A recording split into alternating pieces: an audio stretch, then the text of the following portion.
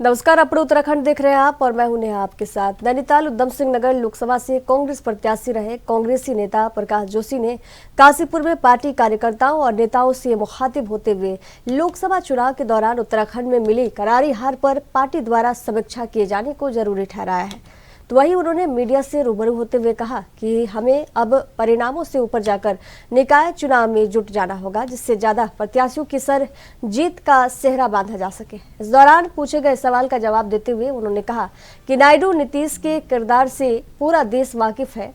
आप देखना, जल्दी फिर वे पलटी मारेंगे, जिसके बाद मोदी सरकार औंधे मुंह गिर जाएगी।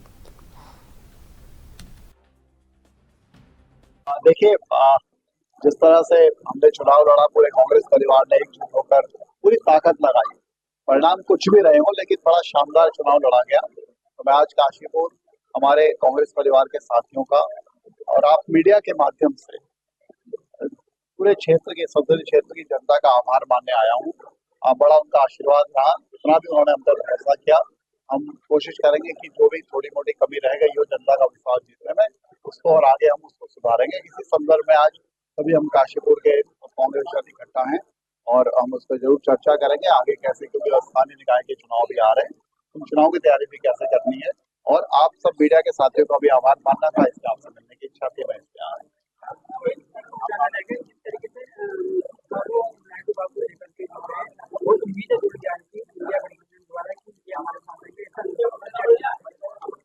देखिए, उम्मीदें रखना अलग बात है, पर पिछला रिकॉर्ड होना अलग बात है। नीतीश जी का रिकॉर्ड सबने देखा है, तो उनका कोई ऐसा अभी भी भरोसा नहीं है कि मोदी जी के साथ वो कब तक रहेंगे, नहीं रहेंगे। उनका जिस दिन फिर मन बदलेगा वो फिर वापस आ जाएंगे।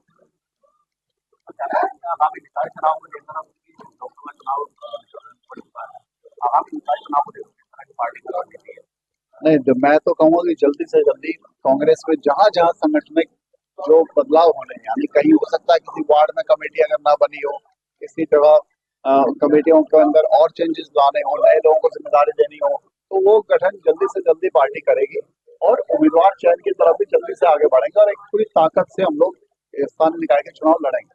क्या मानते हैं, कहीं ना कहीं जो है उत्तराखंड में बढ़ते सूदखोरी उत्पीड़न पर अंकुश लगाने को लेकर एसआईटी गठन के बाद आज काशीपुर में पुलिस अधिकारियों द्वारा जागरूकता के लिए जन सम्मेलन का आयोजन किया गया, जिसमें काशीपुर बाजार और जसपुर क्षेत्र के दर्जनों जनप्रतिनिधियों समेत आम लोगों ने भाग लिया। बता दें कि जनपद के कई क्षेत्रों में इन दिनों सूदखोरों का मकड़ी जाल फैला हुआ है, जिनके शिकंजे में आकर जहां कई लोग आत्मघाती कदम तक उठा चुके हैं, तो वहीं दूसरी ओर सूदखोरों द्वारा गरीबों का खून चूसने से लोगों का उत्पीड़न किया जा रहा है, जिसका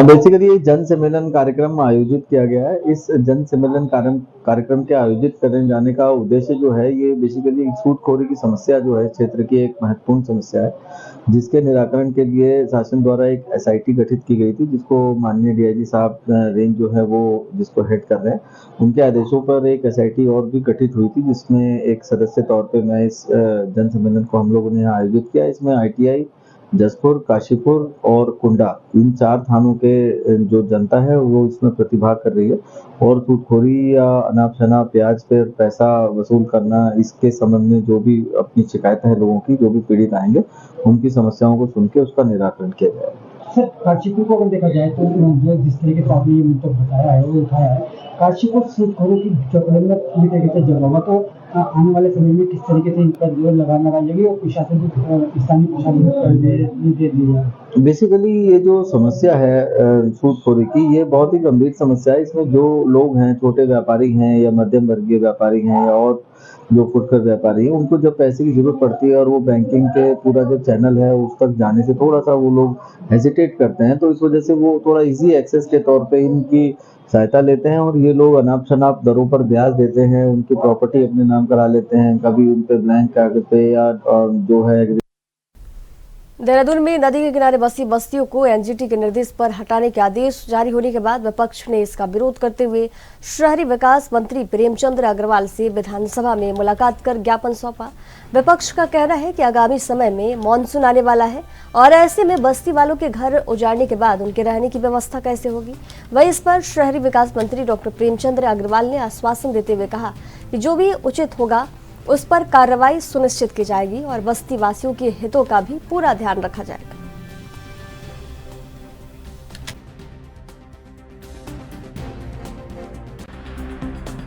देखिए, आज माननीय मंत्री जी से हम लोग मिले, विपक्षी दलों को लोग, जन संगठनों को लोग, और हमारी मुख्य मांग थी कि जो बेदखली जो मकान तोड़े जा रहे हैं वो कानून के तहत हो और उसमें ये ना हो कि आज सुबह आप हमारे घर में आ गए, हमको आपने नोटिस भी नहीं दिया या 2 दिन पहले नोटिस दे दिया और सुबह आ गए तोड़ने। ये कानून का राज नहीं है। ये एक तरीके से ये जो बुलडोजर कल्चर है, ये बुलडोजर कल्चर नहीं होना चाहिए, क्योंकि बेदखली के नियम हैं और उस एक्ट को हमने अडॉप्ट कर रखा है उत्तराखंड सरकार ने। और जब अडॉप्ट कर रखा है तो आप अपने ही कानूनों को आप नहीं मान रहे हो। और एनजीटी का जो हवाला देकर बार बार कहा जाता है एनजीटी ने कहा, एनजीटी ने कहा, तो एनजीटी ने ये थोड़ी कहा कि आप मलिन बस्तियों पर ही आप चलाइए। एनजीटी ने तो कहा कि आप जो भी अगर गैर तरीके से जो नदियाँ उनको आप खाली कराइए, तो नदियाँ। एनजीटी का जो आदेश था कि 11 मार्च 2016 के बाद के जितने भी अतिक्रमण हैं उनको जो रिवर जितने भी हमारी हैं और उसके कैचमेंट एरियाज़ में जो अतिक्रमण है उसको हटाया जाए, उस पर स्पष्ट निर्देश है। लेकिन जो मेरे पास जनप्रतिनिधिगण आए थे उन्होंने कहा कि 11 मार्च 2016 से पहले के भी लोगों को हटाया जा रहा है। तो अभी मेरे द्वारा प्रमुख सचिव शहरी विकास को कहा गया है कि इससे पहले के जितने भी व्यक्ति यदि कोई प्रमाण प्रस्तुत करता है कि वो 11 मार्च 2016 से पहले के हैं तो उनके बारे में हम लोग विचार करेंगे। लेकिन 11 मार्च 2016 के बाद के जितने भी इस प्रकार के अतिक्रमण हैं उसके लिए निश्चित रूप से जो एनजीटी का निर्देश है उसको हम उसकी अनुपालना में हम कार्रवाई कर रहे हैं। हरिद्वार में हर की पैड़ी कॉरिडोर का काम जल्द रफ्तार पकड़ सकता है। सरकार की ओर से कंसल्टेंसी फॉर्म की नियुक्ति कर दी गई है। हरिद्वार रोडकी विकास प्राधिकरण की बोर्ड मीटिंग के बाद प्राधिकरण के अध्यक्ष और कमिश्नर गढ़वाल विनय शंकर पांडे ने इसकी जानकारी दी। उन्होंने कहा कि फॉर्म प्रोजेक्ट के डीपीआर तैयार करने और स्टेक होल्डर के साथ समन्वय स्थापित करने का काम शुरू होगी। प्राधिकरण को बोर्ड मीटिंग में 26 प्रस्ताव पर मुहर लगाई गई है। इनमें कई नई प्रोजेक्ट शुरू करने, शहरी क्षेत्र का सौंदर्यीकरण करने और प्राधिकरण का वार्षिक बजट पास कराना भी शामिल है।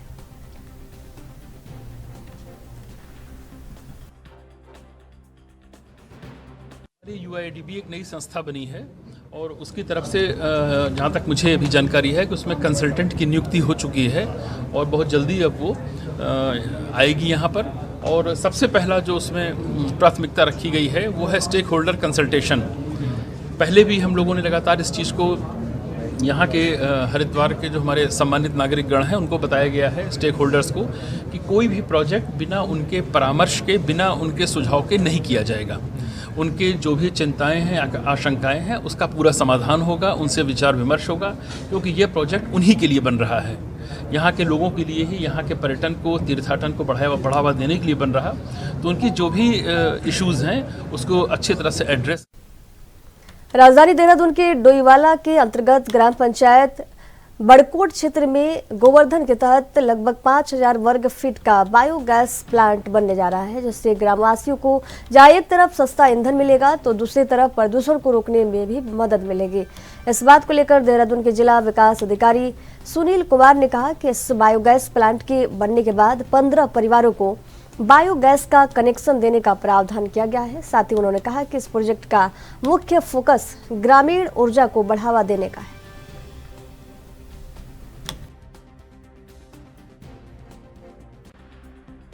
जी, मैं अवगत कराना चाहूँगा। डोईवाला में हमारा जो स्वच्छ भारत ग्रामीण मिशन के अंतर्गत गोवर्धन योजना के अंतर्गत ये बायोगैस प्लांट निर्मित हो रहा है। इसकी टोटल जो कैपेसिटी है 85 घन मीटर है और इसके बनने के बाद 15 फैमिलीज को इसमें बायोगैस का कनेक्शन दिलाए जाने का प्रावधान किया गया है। साथ ही एक चक्की भी इसके थ्रू चलेगी बायोगैस के थ्रू, जिससे संभावित है कि भविष्य में इसमें बिजली भी पैदा हो पाएगी। तो ये इसका विशेष फोकस जो हमारे रिन्यूएबल एनर्जी को प्रमोट करने का, और ये भारत सरकार का एक बहुत बड़ा प्रोजेक्ट है जिसका कि प्रदेश में सबसे बड़ा प्लांट। पुरानी तहसील कैंपस में जिड़ सिड़ पड़े इमारतों को जहां तहसील प्रशासन साफ करने में जुटा है, वहीं पुरानी तहसील कैंपस में एक मामला तहसील प्रशासन का सामने आया, जिसमें तहसील प्रशासन ने एक बिल्डिंग को बिना टेंडर के ही गिरा दिया। बता दें कि जब राजस्व विभाग द्वारा कोई पुरानी बिल्डिंग गिराई जाती है तो उससे पहले टेंडर प्रक्रिया होती है। वहीं उप जिलाधिकारी रविंद्र सिंह बिष्ट का कहना है कि आचार संहिता के कारण इसका टेंडर नहीं बढ़ पाया है। अब इसका मलबा उठाने के लिए टेंडर किया जाएगा, लेकिन वही जो बिल्डिंग धराशायी की गई थी उसका भी मालबा शासन के द्वारा हटा दिया गया है। देखने वाली बात है कि प्रशासन किस चीज का टेंडर करेगा।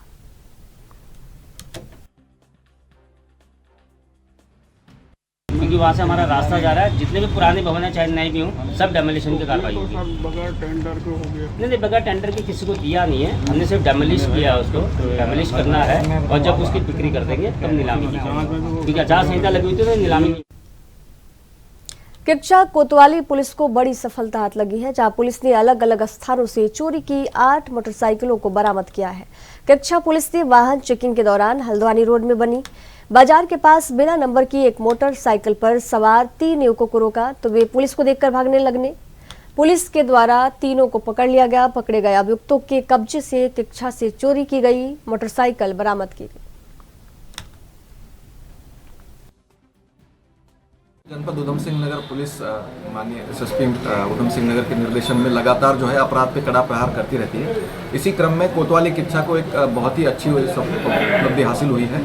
कोतवाली किच्चा की टीम ने वाहन चेकिंग के दौरान एक बिना नंबर प्लेट की गाड़ी को रोका और उससे जब सघन पूछताछ की गई तो ये पाया गया कि ये चोरी की मोटरसाइकिल है और इसका जो मुकदमा है कोतवाली किच्चा में ऑलरेडी पंजीकृत है। तो इसमें 3 अभियुक्त हमने गिरफ्तार किए हैं और तीनों अभियुक्तों के कब्जे से जो लगभग 8 मोटरसाइकिल हमने बरामद की है।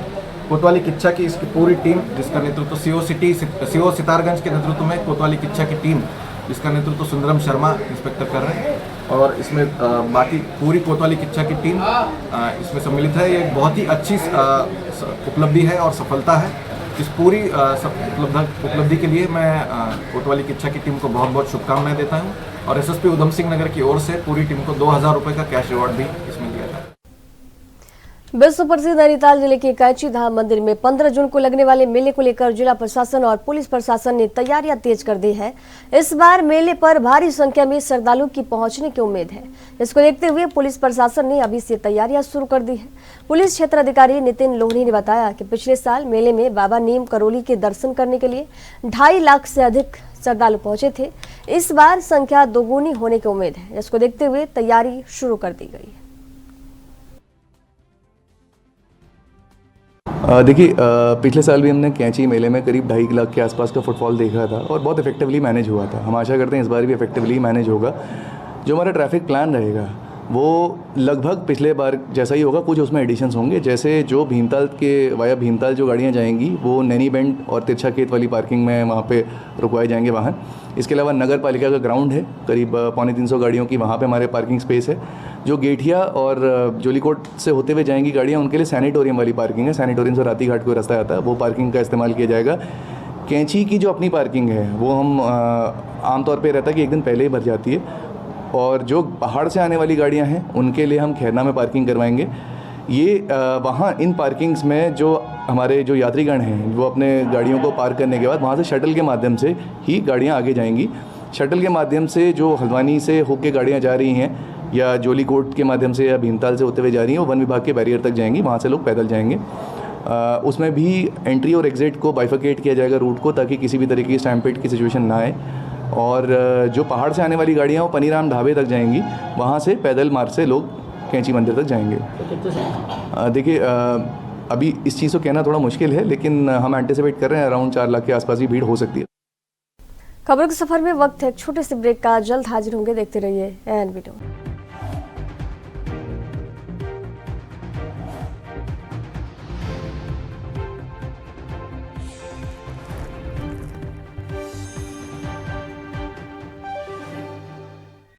ब्रेक के बाद एक बार फिर से स्वागत है आपका। उत्तराखंड प्रदेश हमें ऐसे ही नहीं मिला, बल्कि कई राज्य आंदोलनकारियों के संघर्ष और कुर्बानियों की बदौलत ये राज्य लोगों को मिला था। उस जमाने के लोगों को पता है कि किस तरह की लड़ाई प्रदेश के लिए लड़ी गई थी, लेकिन नई पीढ़ी उससे अनभिज्ञ है और आने वाली पीढ़ी को संघर्ष की कहानी बताने के लिए अब सरकारी स्कूलों में छोटे बच्चों को राज्य आंदोलन की कहानियों को पढ़ाया जाएगा। इसके साथ ही कारगिल में शहीद वीरों के किस्सों से भी बच्चे रूबरू हो पाएंगे।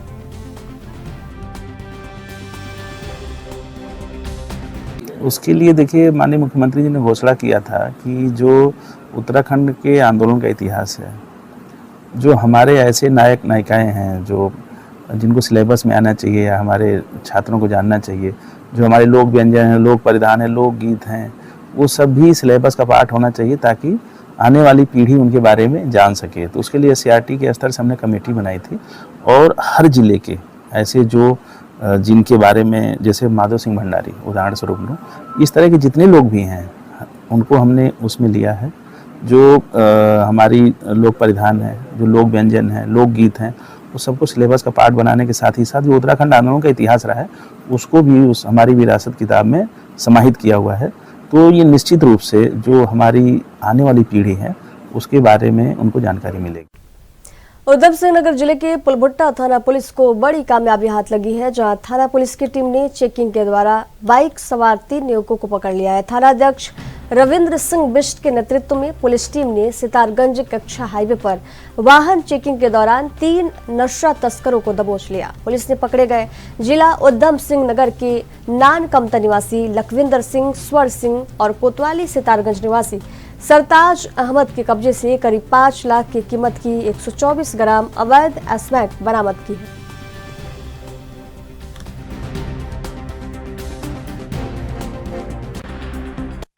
मुख्यमंत्री महोदय का जो हमेशा एक लगातार निर्देश रहता है कि ड्रग्स फ्री, नशा मुक्त उत्तराखंड बनाना है, और इसी क्रम में जनपद उधम सिंह नगर पुलिस जो है लगातार नशे के ऊपर कड़े प्रहार करती रहती है। इसी क्रम में थाना पुलभट्टा की टीम को एक बहुत ही अच्छी उपलब्धि मिली है।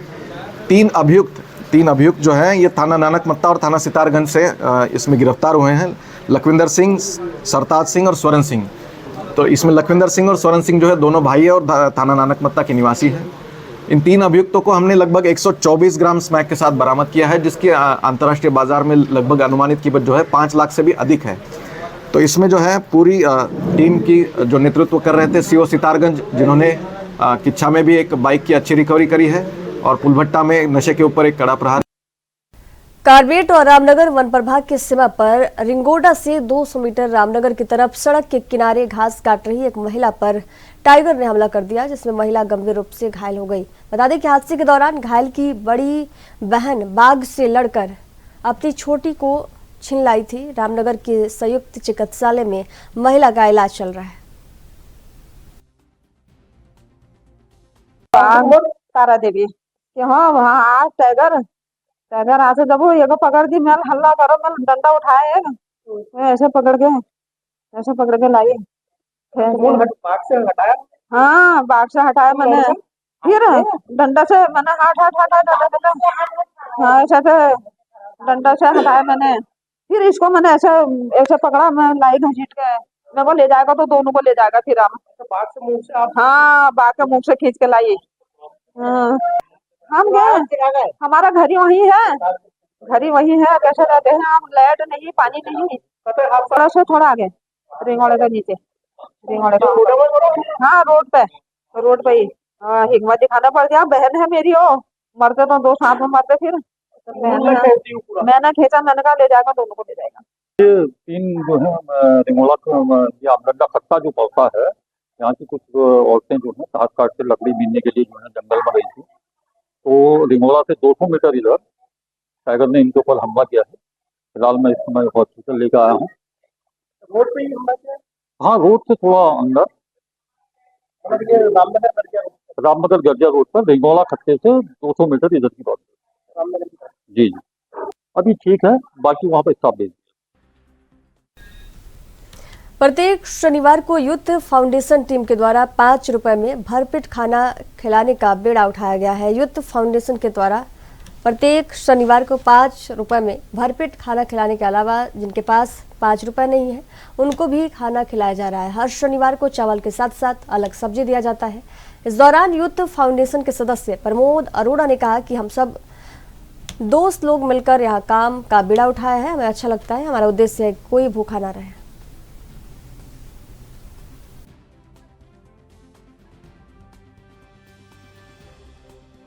ये उद्देश्य है कि जो लोग सामर्थ्य नहीं है, गरीब लोग हैं, बेचारे दिन का भोजन भी नहीं खा पाते हैं मेहनत करने के बाद भी, तो वो लोग फ्री सेवा है यहाँ पर, सभी लोग आके भोजन खा सकते हैं। उनकी इच्छा है कोई सेवा यहाँ डालें या मत डालें, हमारी तरफ से फ्री ऑफ कॉस्ट है। आप जितना मर्जी भरपेट भोजन खाइए।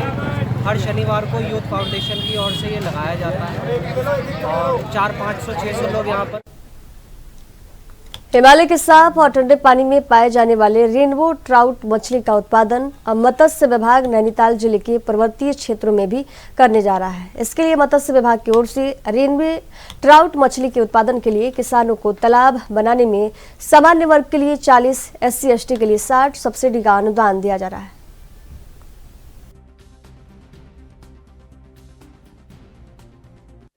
जो रेनबो ट्राउट मछली होती है वो मेनली विदेश की मछली है, वो नॉर्थ अमेरिका में पाई जाती है और उसको भारत में सन 1940 या 45 के आसपास इंट्रोड्यूस किया गया था। तो ये मछली ठंडे पानी में रहती है, उस पानी का तापमान 18 डिग्री से नीचे रहना चाहिए। अगर पानी का तापमान ऊपर जाता है तो तुरंत मर जाती है मछली।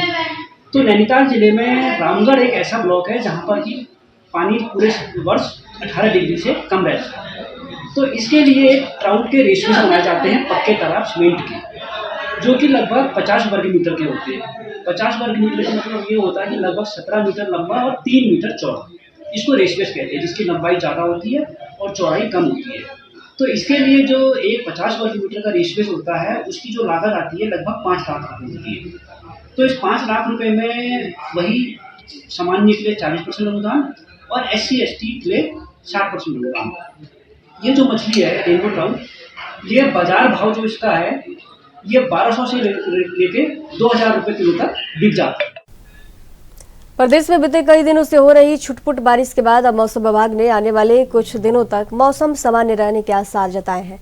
ऐसे में मैदानी इलाकों में सामान्य तापमान रहने से आम लोगों को गर्मी से निजात मिल सकती है। मौसम विभाग के निदेशक विक्रम सिंह ने कहा कि आने वाले 1 सप्ताह तक मौसम शुष्क रहने की संभावना है। साथ ही तापमान में सामान्य से 2 या 3 डिग्री की बढ़ोतरी देखी जा सकती है, जिसके चलते आम जनता को खासी दिक्कतों का भी इस दौरान सामना करना पड़ सकता है। साथ ही हीट वेव चलने को लेकर आम लोगों को सतर्क रहने के निर्देश मौसम विभाग ने दिए।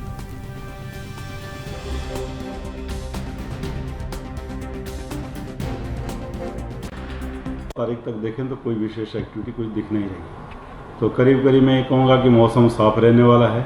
छुटपुट activity, light rain, thunderstorm activity जो अंदर के डिस्ट्रिक्ट है, उत्तरकाशी, चमोली, पिथौरागढ़, रुद्रप्रयाग है, बागेश्वर है, तो उनमें तो छुटपुट मिल सकती हैं हायर रीचेज में। बाकी कोई विशेष कुछ भी नहीं दिख रहा है।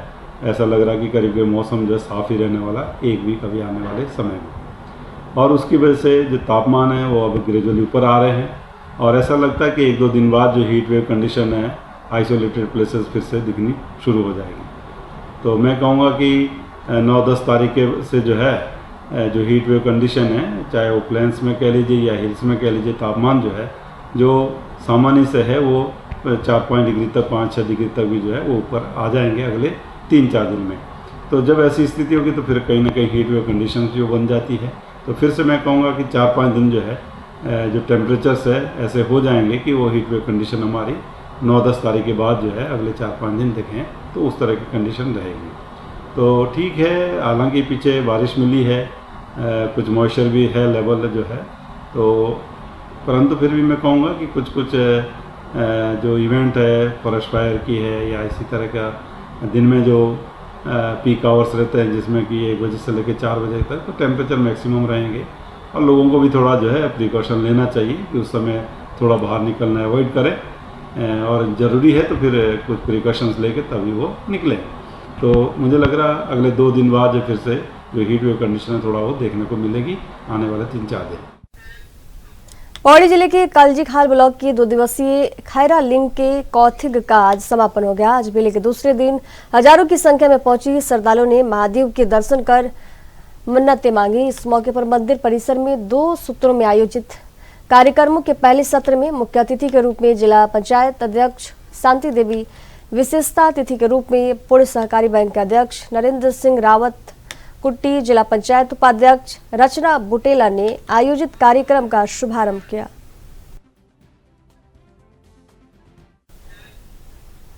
खबरों के सफर में दीजिए जाने की इजाजत। देखते रहिए एनबी न्यूज। नमस्कार।